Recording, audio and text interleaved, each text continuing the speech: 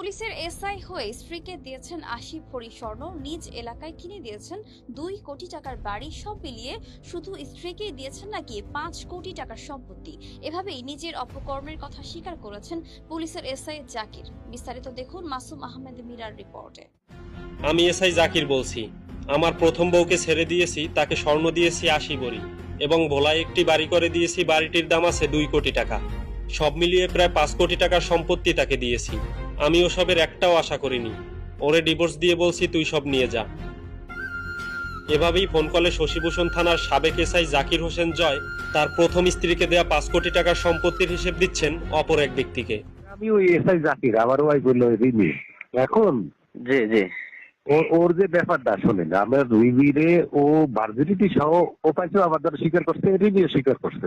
জি জি ভাই। একটা মেয়ের সব উজাড় করে দেওয়ার পর এমনি যদি কি সামান্য কিছু গিফট দেয়,